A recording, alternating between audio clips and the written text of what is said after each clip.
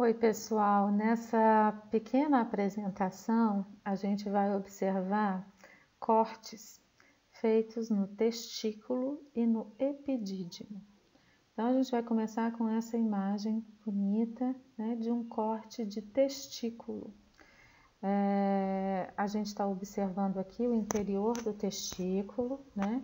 E estamos observando segmentos de túbulos seminíferos. Olha, aqui a gente tem um pedacinho de um segmento de túbulo seminífero, aqui temos outro, aqui temos outro.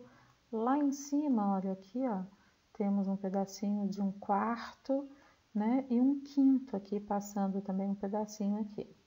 Entre os segmentos de túbulos seminíferos, a gente encontra tecido conjuntivo. E nesse tecido conjuntivo, tudo que tem num tecido conjuntivo, então capilares sanguíneos, macrófagos, linfócitos, fibrócitos, células mesenquimais, né? Mas no testículo, além de todos os componentes do tecido conjuntivo, nós encontramos essa população de células específicas do testículo, que são as células de Leydig. Então, vocês observam que são células mais ou menos arredondadas, com um núcleo esférico central e muitos granulozinhos de gordura em imagem negativa. Estão vendo aqui, ó, umas vesículazinhas de gordura em imagem negativa. Essas células, células de Leydig ou Leydig, são as células responsáveis pela síntese e secreção de testosterona, que é um hormônio de natureza lipídica, é um hormônio esteroide. Por isso que as vesículas, né, que estavam contendo esse hormônio em processo de produção, na lâmina elas aparecem com seu interior em imagem negativa. Lembra?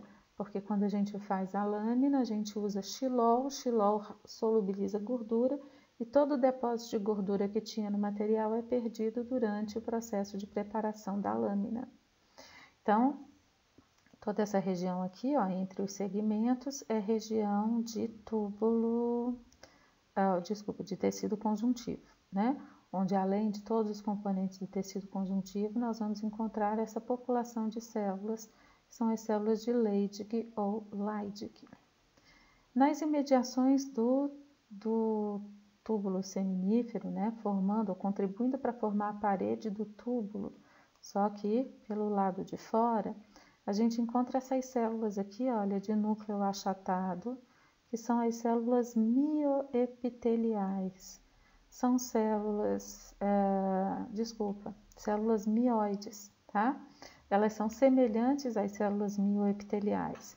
São células que têm o esqueleto contrátil e que são responsáveis por gerar uma onda de contração que faz com que o fluido seminífero seja impulsionado em direção à rede testicular e da rede testicular para os canais eferentes até chegar no túbulo epididimário. Então, essas células mioides revestem os túbulos seminíferos, a rede testicular, os túbulos retos e os canais eferentes, o comecinho dos canais eferentes, e são responsáveis por impulsionar o fluido seminífero que contém os espermatozoides, né, já espermiados. Então, esse fluido vai levando os espermatozoides até o epidídimo.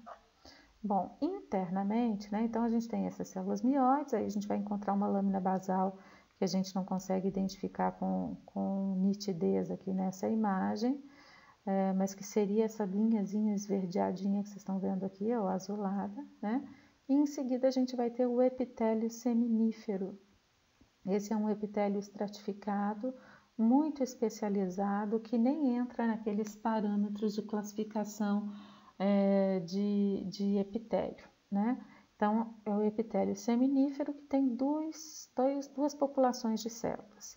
Células somáticas, chamadas células de Sertoli ou Sertoli, são essas que a gente encontra um núcleo próximo da base do epitélio, um núcleo grande, eucromático, com nucleolo evidente. Olha, aqui também, Aqui tem uma que foi pega de raspão. Vamos ver aonde mais a gente tem o núcleo de célula de Sertoli. Aqui tem uma outra, olha, que também foi pega meio de raspão, então ela não está tão altinha assim, né? A célula de Sertoli é a célula que coordena todo o processo espermatogênico. Ela é alta, então a base dela se apoia na lâmina basal e o citoplasma vai até a altura aqui do epitélio seminífero. Só que as células germinativas, que são todas essas outras que vocês estão vendo aqui, elas se apoiam sobre o citoplasma da célula de Sertoli. Então, esse citoplasma ele passa por baixo dessas células aqui, mas a gente não vê, né? Então, a célula de Sertoli é uma célula alta, um formato meio piramidal, mas que a gente não consegue enxergá-la na sua totalidade, porque as células germinativas se apoiam fisicamente nela. Bom, na primeira camadinha do epitélio, né, entre uma célula de Sertoli e outra, aqui tem outro núcleo de célula de Sertoli que foi pego de raspão, tá? Então, entre as células de Sertoli, a gente enxerga células pequenas, né, com um núcleo arredondado e mais basófilozinho. Essas são as espermatogônias, né? As espermatogônias. Em seguida, a gente observa aí um número maior ou menor de células grandes com um núcleo redondo, um núcleo que apresenta cromatina granular, né? Então, vocês estão vendo a cromatina formando grumos e o fundo do núcleo branquinho. Essas células são os espermatócitos primários. São as células que vão sofrer meiose, vão sofrer a primeira divisão meiótica, que é muito demorada, né? Então, a gente consegue observar sempre essas células grandes, né? Os espermatócitos primários. Às vezes na segunda camadinha do epitélio, às vezes também na terceira. Em seguida, a gente vai encontrar células também com um núcleo redondinho, né? Mas uma célula mais clarinha, formando várias camadas de células em alguns segmentos de túbulos. Ó, aqui, por exemplo, tem 3 camadinhas dessas células. Essas são as espermátides arredondadas, que vão sofrer, não vão se dividir mais, vocês devem lembrar da teoria, elas vão sofrer um processo de diferenciação celular, se transformando em espermátides alongadas, como essas que vocês estão vendo aqui e como essas que vocês estão vendo aqui também, ó, tá? Cada segmento do túbulo estará numa fase diferente, num estágio diferente do processo espermatogênico. Então, o padrão de associação celular que a gente vai encontrar em túbulos vizinhos pode variar. Como, por exemplo, nesse aqui, ó, praticamente não tem espermátide arredondada, né? Já nesse aqui, tem umas 3 camadinhas de espermátide arredondada. É porque cada um desses segmentos está num estágio diferente do processo espermatogênico. Aqui a gente vê uma outra fotografia também em maior aumento, muito bonita, do testículo, mostrando 2 pedacinhos de segmentos de túbulos seminíferos vizinhos. Nessa imagem, a técnica de coloração foi tricrômico de Gomori. Então, vocês estão vendo o tecido conjuntivo. O tecido conjuntivo corado em verde, pelo verde luz do tricrômico de Gomori, né? Então, aqui a gente está vendo em maior aumento, olha, um pedacinho de uma célula de Sertoli, um núcleo da célula de Sertoli, as espermatogônias vizinhas, espermatócitos primários com sua cromatina granular, típica de célula que está em prófase, né? E depois aqui, ó, espermátides arredondadas, né? No vizinho, no segmento de túbulo vizinho, a gente observa a mesma coisa, basicamente a mesma coisa, né? Os espermatócitos primários, e as espermátides arredondadas. Aqui a gente consegue ver direitinho, olha, a célula mioide esticadinha do lado de fora do túbulo seminífero. E nessa imagem, também num aumento de 400 vezes, a gente observa aqui ó, os espermatócitos primários, espermatogônia, uma célula de Sertoli com o seu núcleo mais achatadinho, né?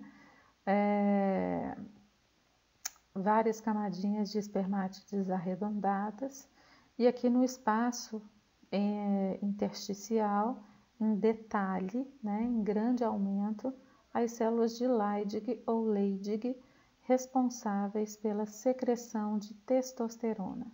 Então, repara, o núcleo é eucromático, o nucleolo é evidente, o núcleo é mais ou menos central, e a grande característica aqui é a do citoplasma contendo várias gotículas de gordura em imagem negativa, gordura essa que continha, que era na verdade o hormônio testosterona em fase de produção. Bom, já nessa imagem a gente tem um corte de epidídimo.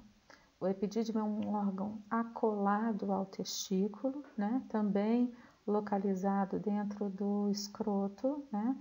E que tem a função de maturar os espermatozoides que chegam vindos, né, dos canais eferentes ou que foram produzidos no testículo e que chegam para ser maturados e armazenados. O epidídimo, ele é um órgão encapsulado e a gente está observando um pedacinho da cápsula aqui, ó, tá? Então, esse tecido conjuntivo denso, desordenado aqui é a cápsula do epidídimo. E no interior do epidídimo a gente encontra um único túbulo. Só que é um túbulo tão grande para o tamanho do órgão que ele fica todo embolado dentro do órgão. Então, quando a gente corta, a gente pega o mesmo túbulo várias vezes. Então, vocês estão vendo aqui um segmento do túbulo epididimário, aqui e aqui também. A parede do túbulo epididimário é revestida por um epitélio pseudoestratificado com estereocílios. Aqui vocês estão vendo a luz do epidídimo, né, ou do túbulo epididimário, e esse bololô de células aqui são espermatozoides que estavam em trânsito. Revestindo a parede do túbulo epididimário, pelo lado de fora, a gente vai encontrar umas 2 ou 3 camadinhas de fibras musculares lisas, né? Então, até os canais eferentes eram células mioides que faziam a propulsão do fluido seminal, né, ou do fluido dos túbulos seminíferos contendo os espermatozoides. A partir dos canais eferentes e, sobretudo, no túbulo epididimário, a gente tem, então, fibras musculares lisas fazendo essa função. Aqui a gente tem um detalhe, né, um aumento maior. Então, a gente está observando aqui o epitélio pseudoestratificado com estereocílios, a luz do túbulo epididimário, com os espermatozoides que estavam em trânsito e externamente ao epitélio a gente tem um pouquinho de tecido conjuntivo e fibras musculares lisas contribuindo aí para formar a parede do túbulo epididimário. Essa imagem está perfeita, né? Então a gente observa aqui, ó, do laser para cima, o epitélio pseudoestratificado com estereocílios. E aqui vocês conseguem observar umas 3 camadinhas de fibras musculares lisas, revestindo aí por fora a parede do túbulo epididimário. Uma outra visão, um segmento de túbulo epididimário cortado transversalmente. Aqui não reteve espermatozoide e vocês conseguem ver bem os estereocílios que fazem a troca de fluido no epidídimo. Então, essas células absorvem o fluido dos túbulos seminíferos, o fluido testicular, que é rico em testosterona. Essa testosterona atingindo as células da parede do túbulo epididimário induzem a transcrição de genes que codificam proteínas de maturação. Essas proteínas são secretadas num novo fluido chamado fluido epididimário. Então, na verdade, essas células epiteliais elas fazem absorção e secreção simultânea, ou seja, elas fazem troca de fluido Por isso, elas apresentam essas especializações de membrana chamadas estereocílios.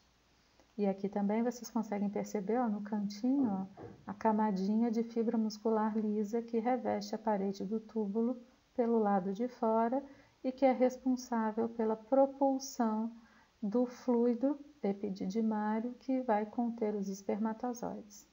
Esses espermatozoides eles vão sendo levados passivamente, sem bater flagelo, desde o comecinho, desde a cabeça do epidídimo até a sua cauda, onde eles vão ficar armazenados.